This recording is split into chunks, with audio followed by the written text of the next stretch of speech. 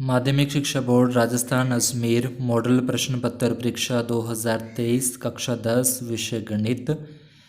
अब की बार जो पेपर है वो आपका पहले वाले टाइम के तरीके से ही 3 घंटे और 15 मिनट का होगा और 80 मार्क्स का होगा, यानी कि 80 नंबर का होगा। इसके अंदर अपने को ब्लूप्रिंट की अगर अपने बात करें तो इस तरीके के प्रश्नों की संख्या है। जो वस्तुनिष्ठ प्रश्न है ए वाले ऑप्शन वाले वो 18 प्रश्न होंगे अपने पास।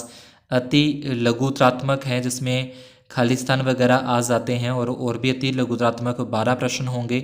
लघुत्रात्मक टाइप के 13 प्रश्न होंगे 2-2 नंबर के, और दीर्घ उत्तरीय है वो 4 प्रश्न 3-3 नंबर के, और निबधात्मक टाइप के 3 प्रश्न होंगे वो 4-4 नंबर के।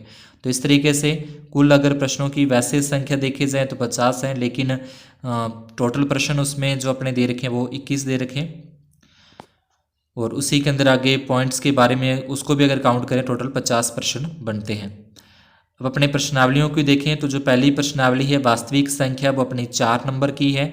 बहुपद है वो 3 नंबर का है। 2 चरों वाले रैखिक समीकरण युग्म वो 6 नंबर की। द्विघात समीकरण जो अपनी है वो 4 नंबर की। समांतर श्रेणियाँ 5 नंबर की। त्रिभुज छठी प्रश्नावली है 4 नंबर की। निर्देशांक ज्यामिति 6 नंबर की। त्रिकोणमिति जो अपनी है वो 8 नंबर की है, और त्रिकोणमितीय के कुछ अनुप्रयोग वो 4 नंबर के हैं। व्रत है वो 5 नंबर की। रचनाएं 6 नंबर की आएंगी। व्रतों से संबंधित क्षेत्रफल है वो 4 नंबर के। पृष्ठीय क्षेत्रफल और आयतन 13वीं प्रश्नावली 6 नंबर की।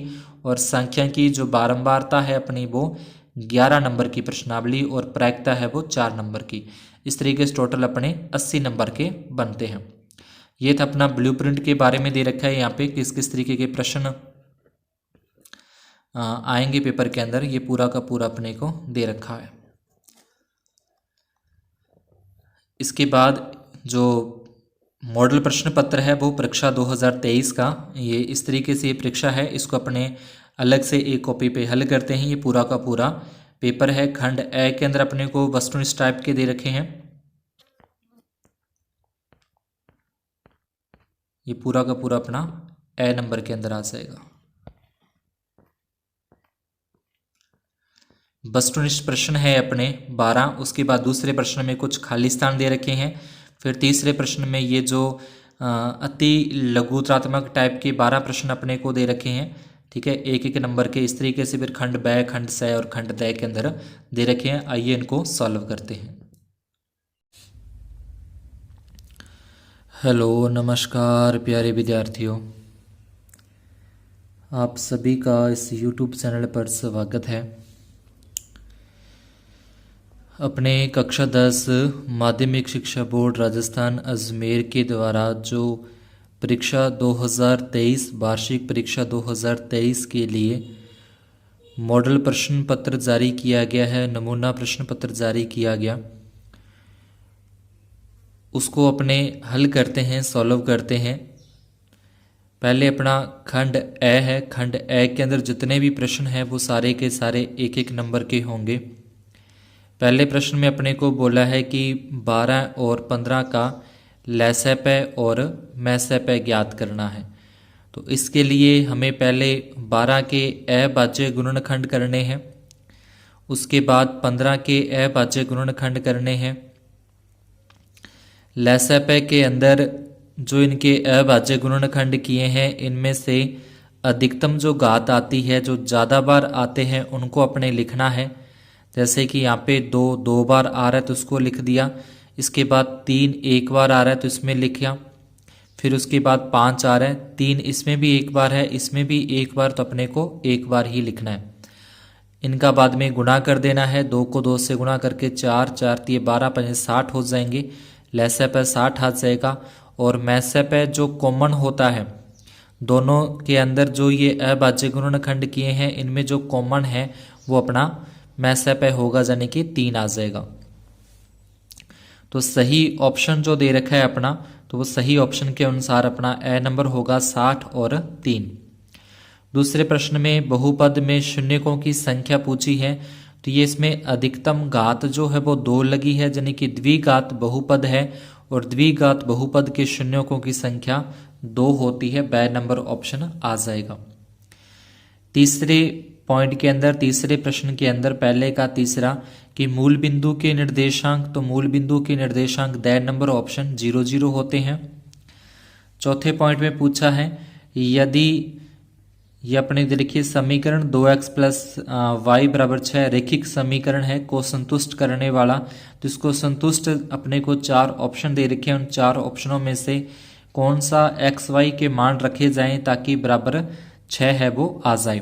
तो 6 नंबर ऑप्शन के अंदर अगर इसको अप्लाई करें, इसके अंदर रखें कि x की जगह पे 2 रखें और y की जगह पे 2 रखें, तो ये इसका उत्तर 6 आता है जो कि इसको संतुष्ट करता है। पांचवें पॉइंट में पूछा है समीकरण के मूल वास्तविक नहीं होंगे। तो द्विघात समीकरण के मूल वास्तविक तब नहीं होते जब बी स्क्वेयर माइनस 4ac जो विभक्ति कर है उसका मान 0 से छोटा रह जाए, यानी कि माइनस के अंदर 0 से छोटा रह जाए तो उसके मूल है वो वास्तविक नहीं होते। अगर पूछता है कि वास्तविक हैं तो ये लिख देना है, और अगर बोलता है कि मूल बराबर हैं तो फिर ये तीसरी कंडीशन ये लिख देनी है। छठे प्रश्न के अंदर समांतर श्रेणी के लिए अपने को सारवंतर का मान पूछ रहे हैं। तो सारवंतर निकालने के लिए दूसरे पद में से पहले पद को माइनस करना है, यानी कि 7 में से 3 माइनस करके 4 आ जाएगा। और अगर यहाँ पे प्रथम पद पूछता है अपने से तो प्रथम पद का मान है वो 3 आ जाएगा।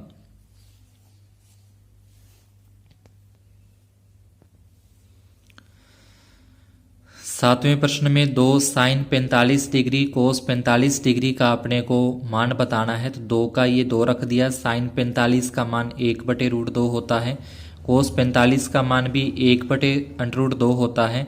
ये शुरू वाला 2 आ गया, इन दोनों का आपस में गुणा करें, 1 को 1 से गुणा करने पर 1 आता है और √2 को √2 से गुणा करने पर पूरा 2। इसके बाद 2 × 2 और इसमें बटे में 2 आ जाएगा। 2 में 2 का भाग दे के अपना जो आंसर है वो 1, जो कि 6 नंबर ऑप्शन के अंदर अपने को दे रखा है। आठवें प्रश्न में एक वृत्त की कितनी स्पर्श रेखाएं, तो एक वृत्त की अनंत स्पर्श रेखाएं हो सकती हैं।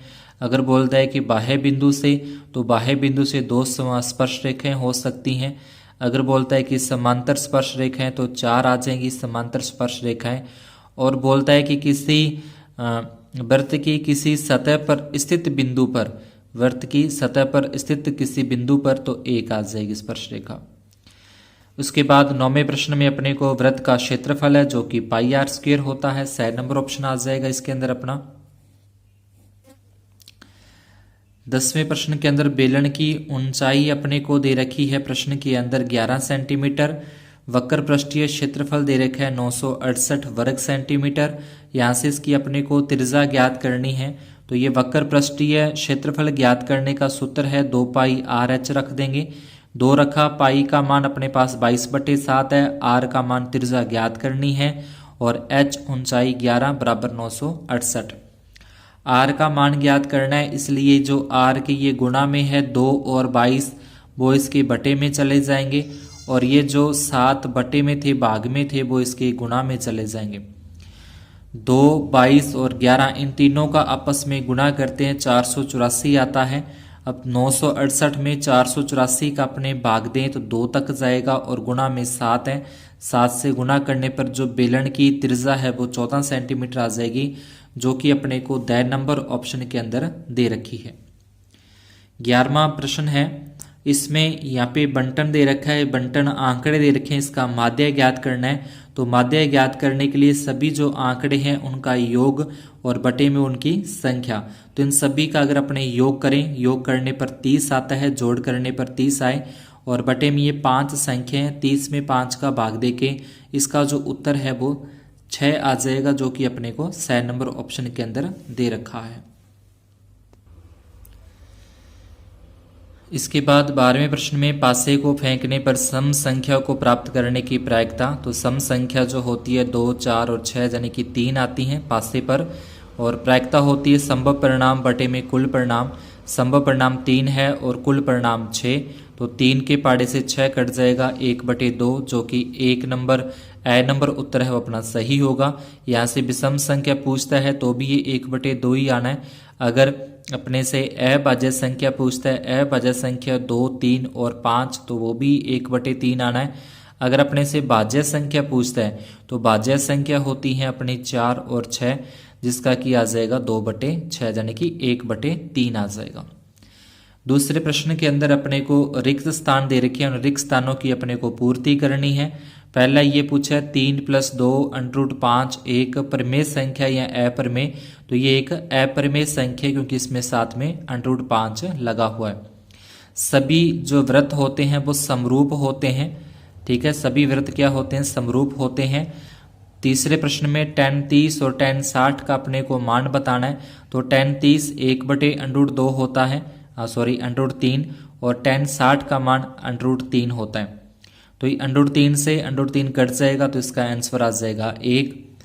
चौथे खाली स्थान के अंदर, रिक्त स्थान के अंदर अपने को बोला है कि वृत्त की स्पर्श रेखा और तिरछा के बीच समकोण होता है, 90 डिग्री का होता है या लंब होती है। जहाँ पे तिरछा और स्पर्श रेखा मिलती है वहाँ पे 90 डिग्री का कोण बनता है, उसको अपने समकोण भी कह सकते हैं, उसको अपने लंब भी कह सकते हैं। पांचवें प्रश्न के अंदर, पांचवें पॉइंट में वर्गीकृत आंकड़ों का माध्य ज्ञात करने का सूत्र है, तो ये इसका अपने सूत्र लिख देंगे, वर्गीकृत आंकड़ों का माध्य ज्ञात करने का। उसके अगला है जो प्रायिकता का अधिकतम मान 1 होता है और न्यूनतम मान 0 होता है, यानी कि प्रायिकता 1 से अधिक नहीं हो सकती और 0 से कम नहीं हो सकती। इसके बाद प्रश्न संख्या 30 के अंदर अपने को ये अनुपात दे रखे हैं, अनुपात की तुलना करके अपने को लिखना है कि प्रतिच्छेदी रेखाएं, समांतर रेखाएं और संपाती रेखाएं, तो ये तीनों की इनकी अलग अलग शर्तें हैं, प्रतिच्छेदी रेखाओं के लिए, ये समांतर रेखाओं के लिए और ये संपाती रेखाओं के लिए। और इस तरफ इनके हल में से अपने को पूछ सकता है अद्वितीय हल है, कोई हल नहीं है और अनेक हल है। तीसरे का सेकंड प्रश्न है जिसमें श्री द्विराचार्य सूत्र अपने को लिखना है, यानी कि जिसको अपने द्विघाती सूत्र भी कहते हैं, उस सूत्र को लिख देना है। तीसरे प्रश्न के अंदर अपने को ये दे रखा है इसके 12 पदों का योग, यानी कि समांतर श्रेणी दे रखी है, समांतर श्रेणी के 12 पदों का योगफल ज्ञात करना है। तो सबसे पहले प्रथम पद का मान आ जाएगा 2, सार्वंतर दूसरे पद में से पहला पद माइनस करेंगे, सार्वंतर आ जाएगा 3, और अपने को पदों की संख्या दे रखी है 12। n पदों का योगफल ज्ञात करने का ये अपने सूत्र लगा देंगे, Sn का ये पूरा का पूरा सूत्र आ जाएगा। अब इसमें n का मान रख देना है 12, 2 गुणा a का मान 2 आ जाएगा, n का मान 12 और -1 और d का मान यहाँ पे 3 है। 12 में 2 का भाग देंगे 6 आएगा, 2 को 2 से गुणा करने पर 4 आता है, 12 में से 1 घटा दिए 11 और 3 से गुणा करें, 11 तिये 33, 33 और 4 को प्लस कर देंगे 37, 37 को 6 से गुणा करेंगे 222 आ जाएगा। अतः 12 पदों का जो योगफल है वो 222 है। चौथे प्रश्न में दो समरूप त्रिभुजों की भुजाओं का अनुपात 4:9 हो तो इन दोनों त्रिभुजों के क्षेत्रफलों का अनुपात। तो जो समरूप त्रिभुज होते हैं उनकी भुजाओं के वर्गों के अनुपात के समानुपाती होता है। त्रिभुज का क्षेत्रफल जो है उनकी जो भुजाएं हैं भुजाओं के वर्ग करने हैं, तो यानी कि भुजाएं 4 का वर्ग 16 और 9 का वर्ग 81, तो इनके क्षेत्रफलों का अनुपात 16:81 आ जाएगा। पांचवें पॉइंट के अंदर अपने को सेक 40 डिग्री और बटे में cosec 50 degree minus sec 50 degree और कोसेक 40 डिग्री। यहाँ पे अपने को सेक 90 माइनस थीटा वाला सूत्र लगाना है। सेक 90 माइनस थीटा यानी कि 90 में से कितने माइनस किए जाएं कि ये 40 आ जाएं, तो 90 में से अपने 50 माइनस करते हैं और नीचे वाला जैसा है सेम रख देंगे। इसी प्रकार से सेकंड वाले में सेक 90 में से 40 माइनस करने पर 50 आते हैं, 90 में से ये 40 करेंगे तो 50 आ जाएंगे। अब सेक 90 माइनस थीटा कोसेक थीटा हो जाता है, कोसेक और थीटा की जगह पे 50 आ जाएगा। इसी प्रकार से यहाँ पे अब कोसेक 50 में कोसेक 50 का भाग देंगे 1 आता है और कोसेक 40 डिग्री में कोसेक 40 डिग्री का भाग देंगे तो भी 1 आता है। 1 में से घटाने पर 0 आ जाएगा। 6 नंबर पॉइंट के अंदर तीसरे का छठा दे रखा है अपने को 9, दोनों में 9 आ रहे हैं, 9 अपने पहले निकाल देंगे कॉमन निकालने के बाद बचता है sec square theta minus tan square theta. Sec square theta minus tan square theta का मान अपने पास क्या होता है 1 होता है। 9 को 1 से गुना करने पर क्या आ जाएगा 9 आ जाएगा। इसकी जगह पे आप इसका फॉर्मूला लिख के देना चाहो तो यहाँ पे लिख सकते हो, क्योंकि 1 प्लस टेन स्क्वायर थीटा बराबर होता है सेक स्क्वायर थीटा के। अब ये tan स्क्वायर को अपने इधर लेके जाएंगे तो माइनस का हो जाएगा, यानी कि 1 बराबर sec square theta minus tan square theta. तो ये आ जाएगा इसका sec square minus tan square की जगह पे अपने 1 रख देंगे, 1 को 9 से गुणा करके 9 आता है। 7वें प्रश्न में एक समय एक मीनार की छाया उसकी ऊंचाई के बराबर हो जाती है तो उन्नयन कोण 45 डिग्री का बनता है, क्योंकि लंब और आधार बराबर तभी होंगे जब tan थीटा का मान 45 होता है। 8वें प्रश्न के अंदर अपने को थीटा का मान पूछा है। इस थीटा का मान अपने को लंब दे रखा है 10 मीटर और आधार दे रखा है 10√3। तो लंब और आधार जो होते हैं वो tan थीटा के अंदर लिए जाते हैं। तो tan थीटा बराबर लंब और बटे आधार। tan थीटा लंब का मान 10 है, आधार का मान 10√3 है।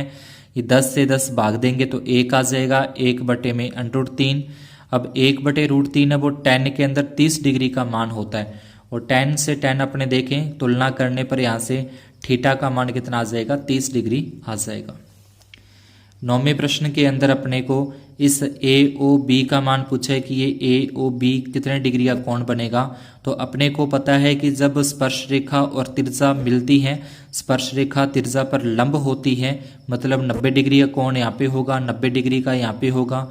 ये जो दोनों स्पर्श रेखा हैं वो 80 डिग्री के कोण पर झुकी हैं, तो ये 80 डिग्री इसका कोण अपने को दे रखा है। अब चतुर्भुज के चारों कोणों का योग 360, 80 डिग्री अपने को दे रखा है, 90 डिग्री AOB ज्ञात करना है, प्लस 90 डिग्री बराबर में 360 डिग्री।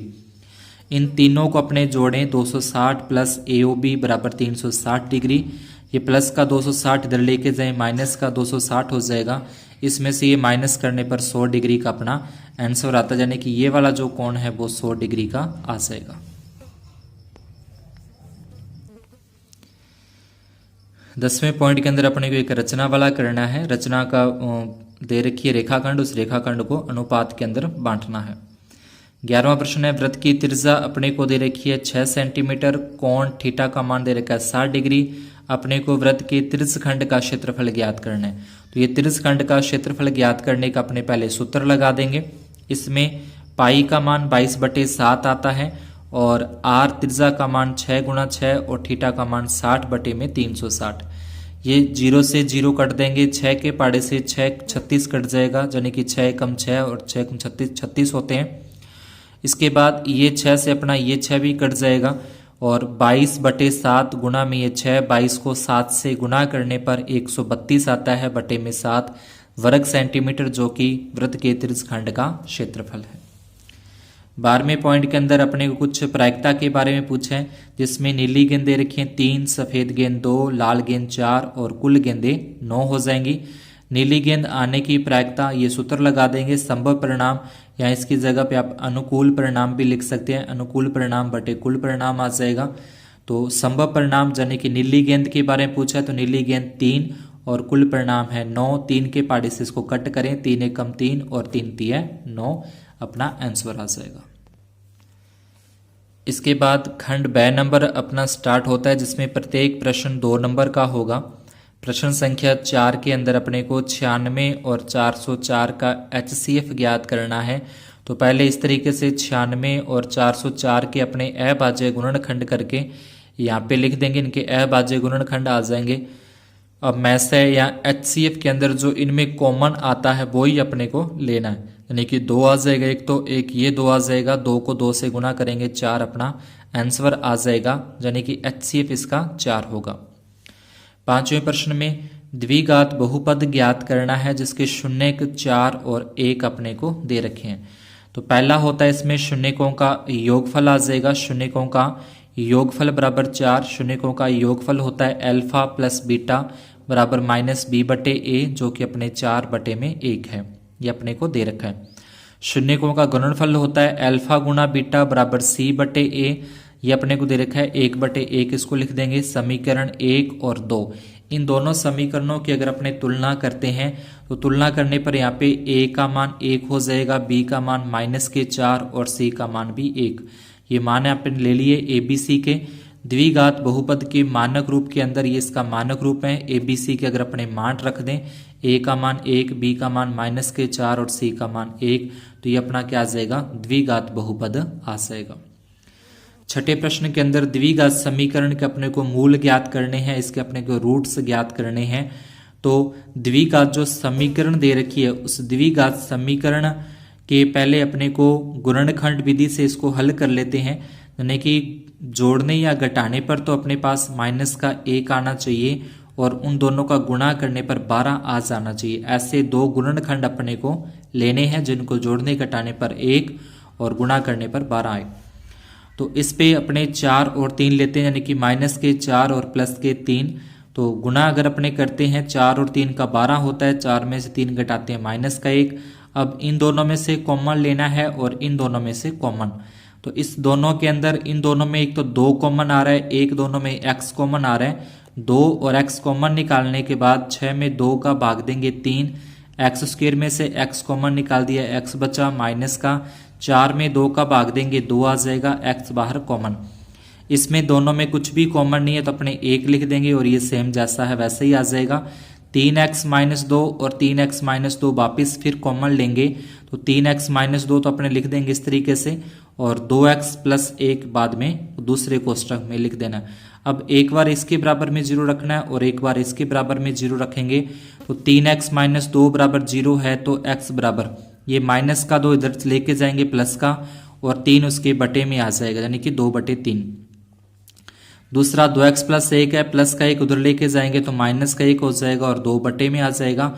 तो इसके 2 मूल हैं, इसके जो रूट्स हैं वो ज्ञात हो जाएंगे, 2/3 और माइनस का 1/2। इसके बाद 7वें प्रश्न के अंदर अपने को x अक्ष से विभाजित बिंदु के निर्देशांक ज्ञात अपने करने हैं, निर्देशांक ज्यामिति, यानी कि 7वीं प्रश्नावली में से ये 7वां प्रश्न है अपना, जिसमें 2 बिंदु दे रखे हैं a और b और साथ में x निर्देशांक होता है। जो x अक्ष के निर्देशांक होते हैं वो x, 0 और अगर y अक्ष लिखा आता तो 0, y। अपने को 0 जो मान दे रखे हो y निर्देशांक का मान दे रखा है तो अपने y निर्देशांक वाला सूत्र यहाँ पे लगा देंगे। ये सूत्र है निर्देशांक अनुपात वाला, अंत्य विभाजन वाला सूत्र में। यहाँ से अपने ये जो मान है x1 हो जाएगा, पहला मान x1 का, फिर y1 होता है और ये अपना x2 और ये y2 होता है।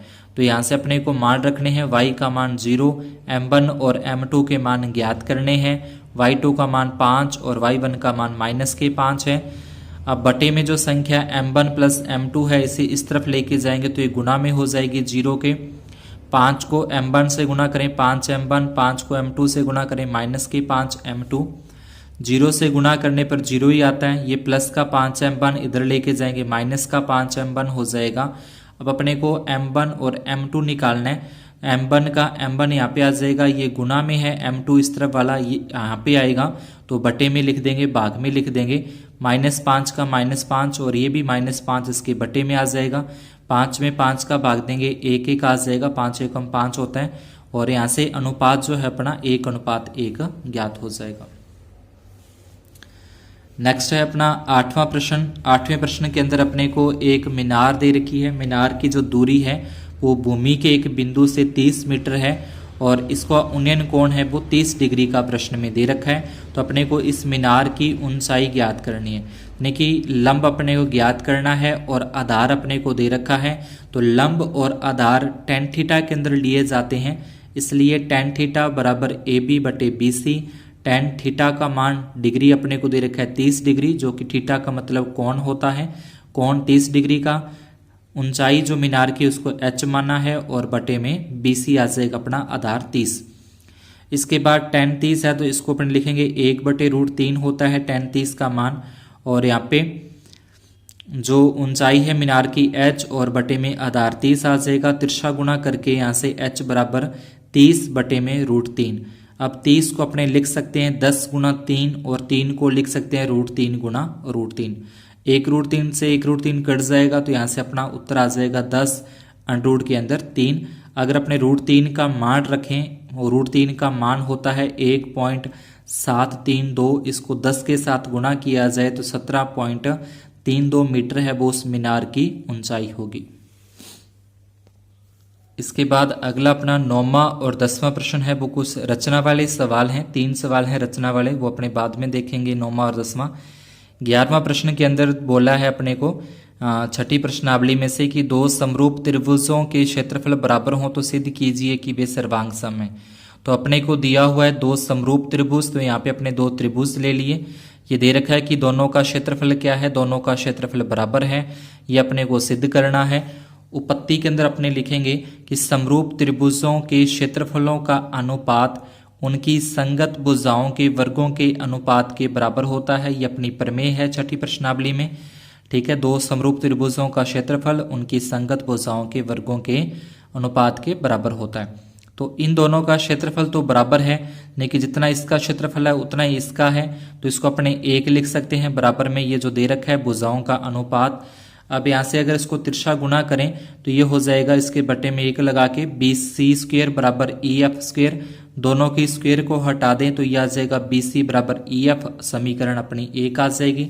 इसके बाद त्रिभुज ABC और त्रिभुज DEF में दोनों त्रिभुज समरूप हैं, तो इनकी संगत जो कोण है वो बराबर होंगे। समरूप त्रिभुजों के कोण बराबर हैं, तो ये दोनों अपने कोण ले लिए। यहाँ पे ऊपर जो त्रिभुज बने हैं वहां से दोनों समरूप त्रिभुज के हैं। और तीसरा अपने ज्ञात किया है अभी यहाँ पे, तो ये अपने कोण भुजा कोण नियम से क्या सिद्ध होता है, दोनों त्रिभुज सर्वांग सम सिद्ध होते हैं कोण भुजा कोण नियम से।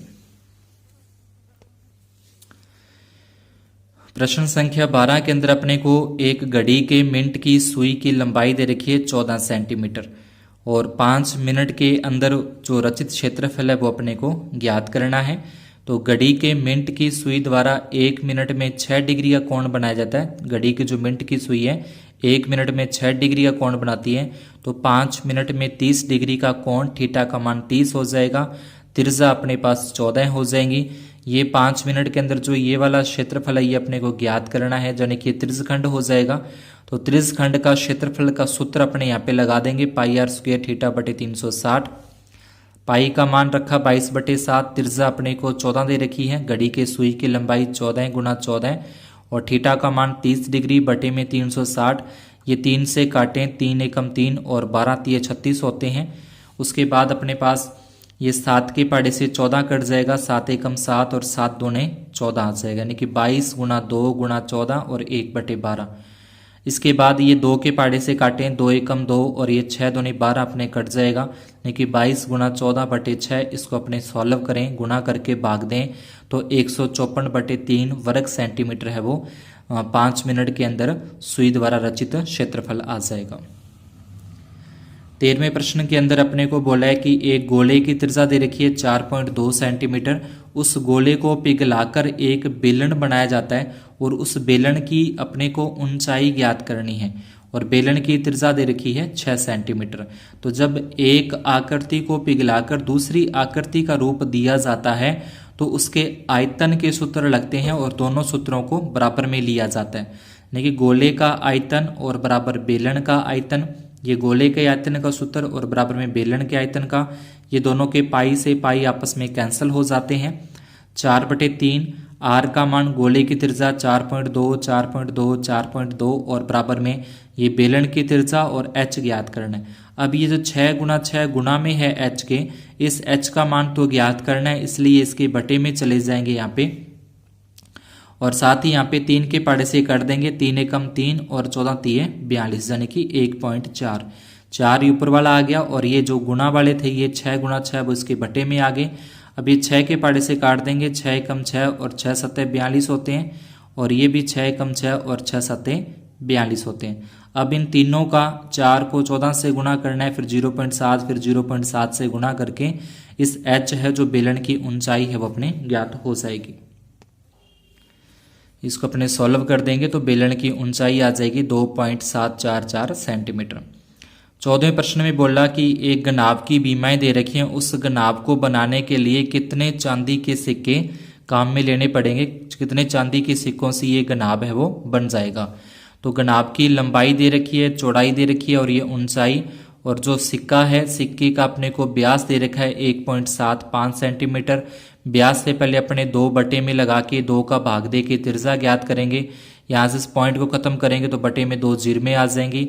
ये दोनों 25 के पाड़े में आते हैं। 25 7 है 175 और 25 8 है 200। उस सिक्के की मोटाई अपने को मिलीमीटर में दे रखी है, बाकी सारे के सारे ये सेंटीमीटर में है, ये मिलीमीटर में है। तो इसको पहले अपने सेंटीमीटर में चेंज करेंगे बटे में 10 लगाकर। उसके बाद फिर कट देंगे इसको, 2 एकम 2 और 2 5 है 10, यानी कि इसकी मोटाई आ जाएगी 1/5 सेंटीमीटर। माना कि n सिक्कों को पिघलाना होगा वो घनाभ बनाने के लिए, तो वही जैसे पीछे भी अपने किया, एक आकृति से दूसरी आकृति में उसको बनाना है तो आयतन का सूत्र यहाँ पे लगाना पड़ेगा। तो घनाभ का आयतन बराबर बेलन का आयतन। अब कितने सिक्के पिघलाने पड़ेंगे तो उसके लिए एक बार अपने n इसको मान लिए। घनाभ का आयतन का सूत्र लगा देंगे, इधर बेलन के आयतन का सूत्र लगाने के बाद इसमें इनकी बीमाएं हैं, लंबाई चौड़ाई ऊंचाई, ये पॉइंट खत्म करेंगे तो बटे में 10 आ जाएगा। ये पॉइंट खत्म करेंगे बटे में 10 आ जाएगा, बराबर n गुणा 22/7। और r का मान अपने को दे रखा है 7/8 और h का मान है 1/5। ये 7 से इसका 1 7 तो यहाँ पे कट जाएगा। उसके बाद जितना भी ये सारा है 22 गुणा 7, 22 गुणा 7 तो इसके आ जाएगा बटे में, और 8 गुणा 8 जो बटे वाली है 8 गुणा 5 ये चला जाएगा इसके गुणा में। इसके बाद जो कटता है इसमें से काट देंगे। कट करने के बाद अपने पास जो n का मान है वो ये आ जाएगा, इनका अपने गुणा करेंगे तो 400 आ जाएगा। अतः 400 चांदी के सिक्के अपने पिघलाने होंगे वो घनाभ बनाने के लिए। इसके बाद 15वें प्रश्न के अंदर अपने को एक सारणी दे रखी है, उस सारणी का आंकड़ों का अपने को माध्य ज्ञात करना है। तो पहले सारणी को इस रूप के अंदर लिख लिया आपने, यहाँ पे इस तरीके से इसको लिख लिया। अब fx करना है, यानी कि इन दोनों का गुणा, 20 को 6 से गुणा करेंगे 120, 30 को 11 से गुणा किया 330, 40 को 7 से गुणा करके इस तरीके सभी का, 50 को 4 से करेंगे 200, 60 को 4 से करेंगे 240, 70 दूना 140, 80 एकम 80। इसके बाद एक जो फ्रीक्वेंसी है बारंबारता है, इसका योग करना है 35 आएगा, और एक इसका योग करेंगे 1390 आ जाएगा। इसके बाद ये सूत्र लगा के इसमें अगर अपने भाग देंगे तो भाग दे के 1390 बटे में 35, तो ये इसका जो समांतर माध्य वो अपना आ जाएगा 39.714।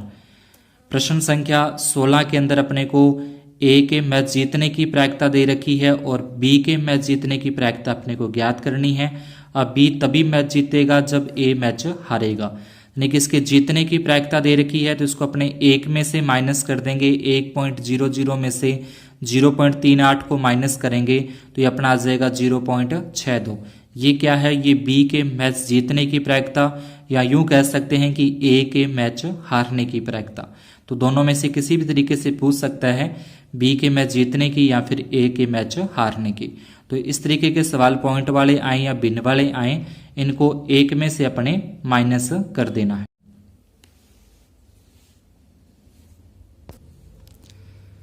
इसके बाद नेक्स्ट अपना 6 नंबर खंड है वो स्टार्ट होता है। 6 नंबर खंड में प्रत्येक प्रश्न 3 नंबर का होगा, और इसमें पहले अपने को दे रखा है 17वां प्रश्न, 2 और 101 के मध्य 5 से विभाजित होने वाली सभी प्राकृतिक संख्याओं का योगफल अपने को ज्ञात करना है।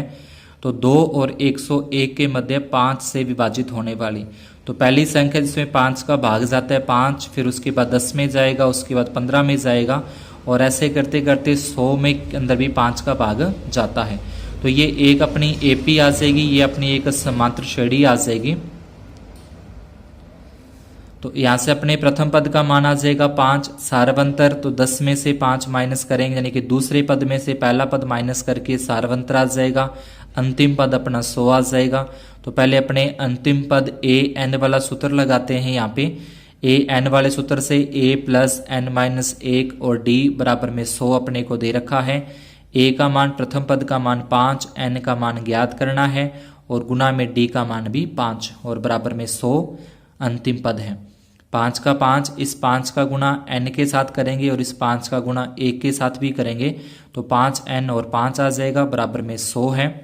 ये 5 से ये 5 घट जाएगा, 5 में से 5 गया 0, तो यहाँ पे सिर्फ अपने बचते हैं 5n और बराबर में 100, और 5 जो है ये 5 इसके बटे में आ जाएगा, भाग में 100 में 5 का भाग देंगे 20, यानी कि पदों की जो संख्या है वो 20 है। इसके बाद इनका अपने को योगफल ज्ञात करना है। n पदों का योगफल ज्ञात करने का सूत्र, n का मान अपने ज्ञात कर लिया 20 बटे में 2, ए का मान अपने को दे रखा था 5, अंतिम पद ए एन का मान भी अपने को दे रखा है 100। अब 20 में 2 का भाग देंगे 10 होता है 5 और 100 को जोड़ेंगे 105, दोनों का गुणा करेंगे तो 1050, जो कि 5 से विभाजित होने वाली सभी प्राकृतिक संख्याओं का योगफल है। 18वें प्रश्न के अंदर अपने को निर्देशांक ज्यामिति से बिंदु दे रखे हैं और सिद्ध करना है कि ये एक समकोण त्रिभुज के शीर्ष हैं। तो इसके लिए सबसे पहले अपने की दूरियां ज्ञात करनी है। ए बी दूरी ज्ञात करेंगे, बी सी दूरी ज्ञात करेंगे और ए सी दूरी ज्ञात करेंगे। अगर दो दूरियों का योग तीसरी दूरी के बराबर आता है तो वो एक समकोण त्रिभुज होगा। तो सबसे पहले अपने ए बी दूरी ज्ञात करते हैं। तो ए बी दूरी वहाँ से पीछे से अपने निर्देशांक देख लेंगे। निर्देशांक देख के इसमें जो दूरी ज्ञात करने का सूत्र है उस सूत्र से इसको सॉल्व कर देंगे।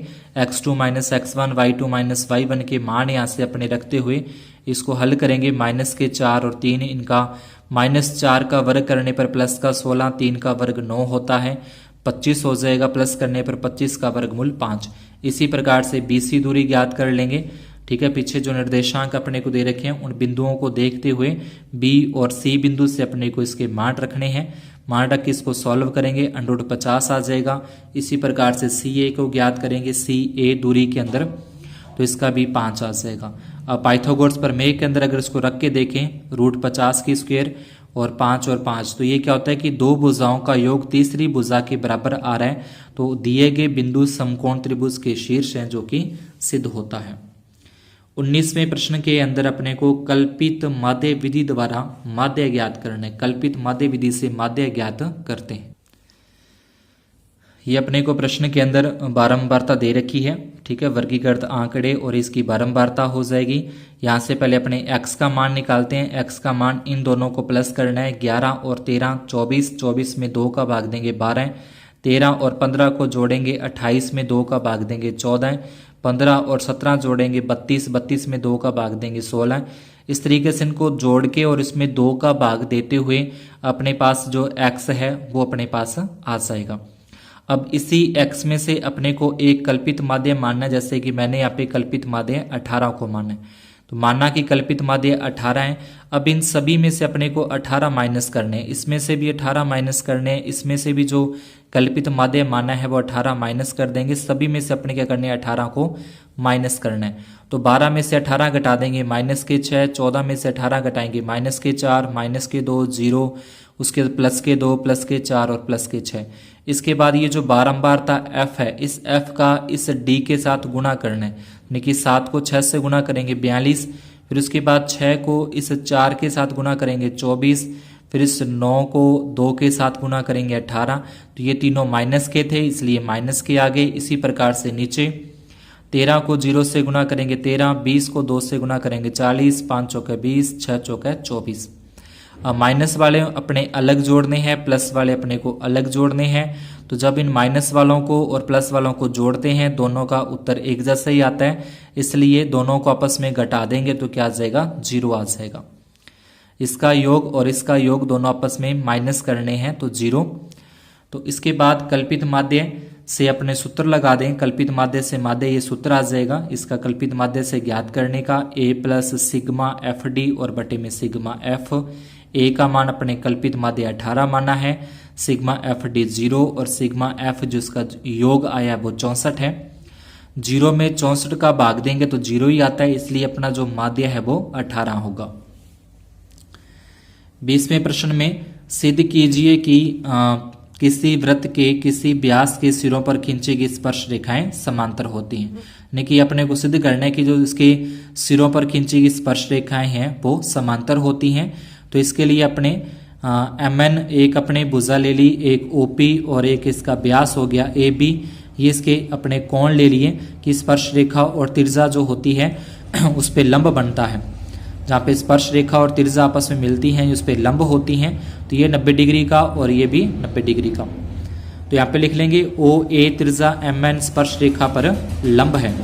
तो इसको अपने इस तरीके से लिख सकते हैं कि MN है वो OA पे लंब हो जाएगा, MN लंब OA, यानी कि 90 डिग्री का कोण है पहला, और दूसरा कोण भी जो ये OP है वो OB के ऊपर क्या है, लंब है। तो इसको इस तरीके से लिखा जाएगा, ये भी 90 डिग्री, कहने का मतलब ये ए और दो, एक और दो दोनों कोण क्या है 90-90 डिग्री के हैं, दोनों बराबर हैं, समान हैं, जो कि क्या है एक एकांतर कोण भी है। ये क्या है दोनों एकांतर कोण है, और एकांतर कोण बराबर होंगे दोनों समांतर रेखाओं के, तो वो जो रेखाएं होंगी वो आपस में क्या होंगी समांतर होंगी, यानी कि एम एन और जो अपनी ओ पी है वो क्या है समांतर है। इसके बाद इस तरीके से लिख देना है कोण 1 बराबर कोण 2, ये दो समांतर रेखाओं के एकांतर कोण है, तो एम एन समांतर हो जाएंगी ओपी के, जो कि अपने को सिद्ध करना है। इसके बाद खंड दय के अंदर अपने को प्रत्येक प्रश्न है वो 4 नंबर का है। सबसे पहले प्रश्न संख्या 21 के अंदर अपने को आलेखीय विधि या ग्राफी विधि से हल करना है। ये दो समीकरणें दे रखी हैं, 2x प्लस वाई बराबर 6, और दूसरी समीकरण है 2x माइनस 3y बराबर में 2। समीकरण 1 से 2x प्लस वाई बराबर में 6, प्लस का y इधर लेके जाना है, पहले माइनस का हो जाएगा। अब इस y में अपने अलग अलग 3 मान रखने हैं, y के कोई भी अलग अलग 3 मान रखने पर x के मान आते जाएंगे। ये गुणा वाला 2 है वो इसके भाग में आ जाएगा। सबसे पहले y का मान अगर अपने 0 रखते हैं तो यहाँ पे 0 रखेंगे, y का मान तो 6 में से 0 घटाने पर 6 ही आता है, उसमें 2 का भाग देंगे 3 आ जाएगा। y का मान 2 रखेंगे तो y का मान यहाँ पे 2 रख देंगे, 6 में से 2 घटाने पर 4, और 4 में 2 का भाग देते हैं 2 आ जाएगा। y का मान 4 रखने पर तो 6 में से 4 घटाएंगे, 6 में से 4 माइनस करने पर 2, और 2 में 2 का भाग देके 1 आता है। तो इस तरीके से एक इसकी अपने सारणी बन जाएगी आलेखीय विधि से। इसी प्रकार से अपने जो इसकी दूसरी समीकरण है इसको सॉल्व कर देंगे। 2x माइनस 3y बराबर 2, माइनस के 3y इधर आके प्लस के 3y हो जाएंगे, और 2 गुणा वाले इसके भाग में, इसमें भी अपने को यहाँ पे y के मान रखते रहने। सबसे पहले जैसे y का मान 0 रखा तो ये 2 का 2 प्लस और 3, और इस y की जगह पे क्या आ गया 0 और बटे में 2। 3 को 0 से गुणा करेंगे 0 हो जाएगा, यानी कि 2 में 2 का भाग देंगे 1। फिर y का मान 2 रखेंगे तो y का मान यहाँ पे 2, 3 को 2 से गुणा किए 6, 6 में 2 जोड़ देंगे 8, और उसमें भाग देंगे 2 का, 8 में 2 का भाग देंगे 4। इसी प्रकार से फिर y का मान 4 रखेंगे, 4 को 3 से गुणा करेंगे 12 में 2 जोड़ेंगे 14, और 14 में 2 का भाग देंगे तो 7 आ जाएगा। तो इस तरीके से इसकी दूसरी सारणी, इन दोनों सारणियों से अपने जो ग्राफ होता है उस ग्राफ पे लाइनें खींचनी है। इसी तरीके से इसका जो अथवा वाला प्रश्न है, इसके अथवा में दे रखा है समीकरण 1 और समीकरण 2, इसको भी अपने आलेखीय विधि से हल कर सकते हैं। तो इसको मैंने यहाँ पे कर रखा है, आप चाहो तो इसको वीडियो को पॉज करके नोट कर सकते हैं।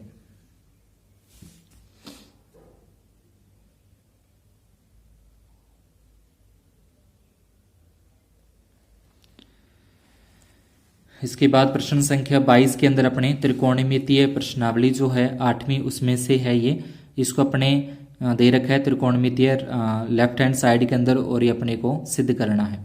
तो पहले अपने लेफ्ट हैंड साइड यानी कि बायां पक्ष लेकर हल करते हैं। 1 प्लस साइन ए और बटे में 1 माइनस साइन ए, तो इसके संयुग्मी से गुणा किया जाएगा। रूट के अंदर अपने को दे रखा है, इसको रूट से हटाने के लिए इसके संयुग्मी से, कि 1 माइनस साइन यहाँ पे दे रखा है, तो 1 माइनस साइन है तो 1 प्लस साइन और 1 प्लस साइन से गुणा करें। 1 प्लस साइन को 1 प्लस साइन से गुणा करेंगे, 1 प्लस साइन के ऊपर स्क्वायर आ जाएगी, और यहाँ पे एक सरसमीका बनती है, सरसमीका की a माइनस बी और दूसरा फिर a प्लस बी, और बराबर में होता है a square minus b square. ये अपनी सरसमीका हो जाएगी। तो इसके अनुसार ये 1 माइनस साइन स्क्वायर लिखा जाएगा। इस तरीके से ऊपर वाले को 1 प्लस साइन से गुणा करें, 1 प्लस साइन की होल स्क्वायर आ जाएगी, और ये सरसमीका a minus b square. 1 minus sine square का जो मान होता है वो कोस स्क्वायर होता है, 1 minus sine square cos square होता है। अब दोनों के ऊपर से अपने स्क्वायर हटाएं तो ऊपर से रूट भी हट जाएगा, सिंपली आ जाएगा 1 प्लस साइन ए और बटे में कोस ए। 1 बटे में कोस को अलग कर देंगे, साइन बटे कोस अपने अलग कर देंगे, तो 1 बटे कोस वो अपना सेक ए बन जाएगा, और साइन बटे कोस है वो tan ए बन जाएगा, जो कि अपने को सिद्ध करना है। इसके अथवा वाला भी अगर अपने सॉल्व करें तो अथवा वाला पहले अपने लेफ्ट हैंड साइड लेके चलते हैं, इन दोनों को लेफ्ट हैंड साइड बाएं पक्ष को। तो पहले दोनों का अपने लघुत्तम लेंगे, 1 प्लस साइन ए और कोस ए का लघुत्तम लिया तो 1 प्लस साइन और कोस आ गया, कोस को इस कोस के साथ गुणा करें, कोस की स्क्वायर आ जाएगी। 1 प्लस साइन को 1 प्लस साइन से करें तो 1 प्लस साइन के ऊपर यहाँ पे स्क्वायर आ जाएगी। कोस स्क्वायर का तो यहाँ पे कोस स्क्वायर ही लिखा जाएगा। इसके अपने होल स्क्वायर खोल लें, A square plus B square plus 2ab, ये सरसमी का लगा देंगे। A square plus B square plus 2ab आ जाएगा। अब अपने को पता है कि साइन स्क्वायर और कोस स्क्वायर है, साइन स्क्वायर ए प्लस कोस स्क्वायर का मान 1 होता है। 1 का वर्ग करेंगे, ये 1 आ जाएगा। 2 को 1 से गुणा किया 2 और साथ में साइन ए, और बटे वाला जैसा है वो वैसा का वैसा ही अपने लिखते रहेंगे। 1 और 1 जोड़ेंगे 2, यानी कि 2 प्लस 2 साइन ए। 2 यहाँ से कॉमन निकालेंगे, कॉमन निकालने के बाद अपने पास बचता है 1 प्लस साइन ए। 1 प्लस साइन से 1 प्लस साइन ए कैंसिल हो जाएगा, तो रहेगा 2 बटे में कोस, और 2 बटे कोस है, बटे वाला कोस है वो सेक हो जाएगा, यानी कि 2 सेक के अपना राइट हैंड साइड है वो सिद्ध होता है। 23वें प्रश्न के अंदर अपने को माध्य और बहुलक ज्ञात करने हैं। बारंबारता अपने को दे रखी है, बारंबारता सारणी। तो इस सारणी को अपने इस तरीके से, पहले ये बारंबारता ये दोनों दे रखी हैं। यहाँ से जैसे पीछे मैंने बताया था x का मान निकालना है, लेकिन इनके जो बीच का मान, इनके मध्य का मान है वो अपने को लिखना है। 0 और 10 को जोड़ के 2 का भाग देंगे 5, 10 और 20 30 होते हैं, 30 में 2 का भाग देंगे 15, 20 और 30 25 में 50 में 2 का भाग देंगे 25, 30 और 40 70, 70 में 2 का भाग देके 35 और फिर 45। तो इस तरीके से ये इसका x का मान आ जाएगा। इसके बाद अपने को fx करना है, यानी कि 7 को 5 के साथ गुणा करेंगे, 5 7 35, 10 को 15 से गुणा करें 150, 15 को 25 से गुणा करें 375, 8 को 35 से गुणा किया 280, 10 को 45 से गुणा किया 450। अब इसके बाद इन सारों का सभी का योग कर देना है, 1290 आ जाएगा। एक इसका योग कर देंगे 50, यहाँ पे लिख देंगे सिग्मा f बराबर 50 है और सिग्मा fx बराबर 1290। अपने को पहले समांतर माध्य ज्ञात करते हैं, तो समांतर माध्य का सूत्र आ जाएगा सिग्मा fx बटे सिग्मा f। 1290 और बटे में 50, 0 से 0 कट जाएगी। 129 में 5 का भाग देंगे तो 25.8 है वो समांतर माध्य आ जाएगा। इसका उसके बाद अपने को बहुलक ज्ञात करना है, तो सबसे अधिक बारंबारता जो है, सबसे अधिक बारंबारता 15 है, जो कि वर्ग 20 से 30 की है। तो ये अपने सबसे अधिक बारंबारता, ये अपना f1 का मान आ जाएगा।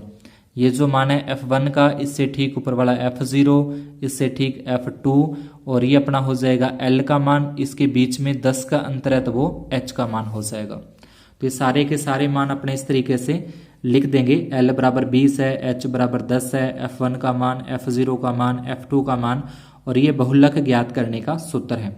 इस सूत्र में मान रखें, l का मान 20, f1 का मान 15 माइनस f0 का मान है 10, 2 गुना में f1 का मान 15 माइनस f0 का मान 10, f2 का मान 8, और गुना में वर्ग अंतराल जो h है वो 10 है।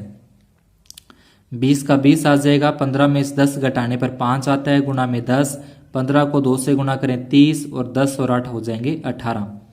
20 आ जाएगा, 10 को 5 से गुणा करें 50, और बटे में 12। अब 50 में 12 का भाग देंगे तो 4.16 आता है, और इसको 20 में प्लस कर देंगे तो 24.16, जो कि अपना बहुलक है। अतः माध्य तो था 25.8 और बहुलक अपना 24.16। इसी प्रकार से इसका जो अथवा वाला है, अथवा वाले प्रश्न के अंदर भी अपने को इसका बहुलक और माध्यक ज्ञात करना है। तो बहुलक तो जैसे अपने पीछे अभी किया उसी तरीके से कर दोगे। यहाँ पे अकेला में माध्यक ही सॉल्व कर रहे हैं। तो माध्यक सॉल्व करने के लिए सबसे पहले अपने को संचयी बारंबारता CF बनानी है।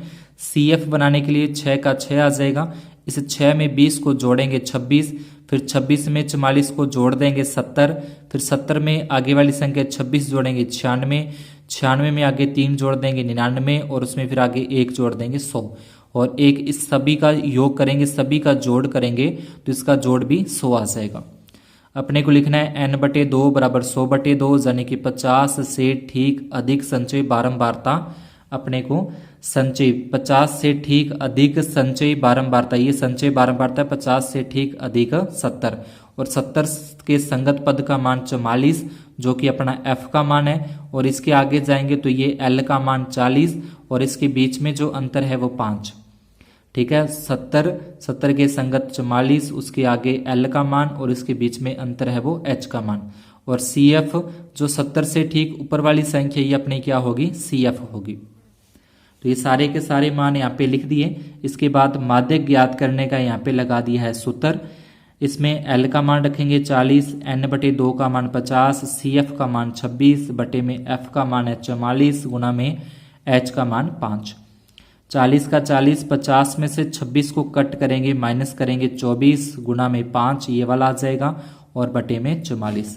24 को 5 से गुना करें 120 होता है, और 120 में अपने 44 का अगर भाग दें तो 2.72 आता है। इसको 40 में जोड़ें तो 42.72, जो कि इसका क्या है, माध्यक है 42.72। और इसका जो बहुलक है, बहुलक ज्ञात करने का पीछे जो अपने पॉइंट किया उस तरीके से इसका बहुलक भी ज्ञात कर सकते हो। तो ये अपने कक्षा 10 का जो माध्यमिक शिक्षा बोर्ड के द्वारा जो अभी जारी किया गया मॉडल पेपर है वो इसका पूरा का पूरा सॉल्यूशन है। अगर कहीं पे कोई मिस्टेक रह जाती है तो उसको कमेंट बॉक्स में ज़रूर बताएं। अगर वीडियो आपको अच्छा लगा हो तो वीडियो को लाइक ज़रूर कर दें, और जो चैनल पर अभी तक नए हैं, सब्सक्राइब नहीं किया है, तो उनको भी रिक्वेस्ट है कि इस चैनल को सब्सक्राइब ज़रूर करें, और आगे अपने फ्रेंड्स के अंदर, अपने सहपाठी के अंदर, क्लासमेट के अंदर इस वीडियो को शेयर करना न भूलें। धन्यवाद, शुभ दिन।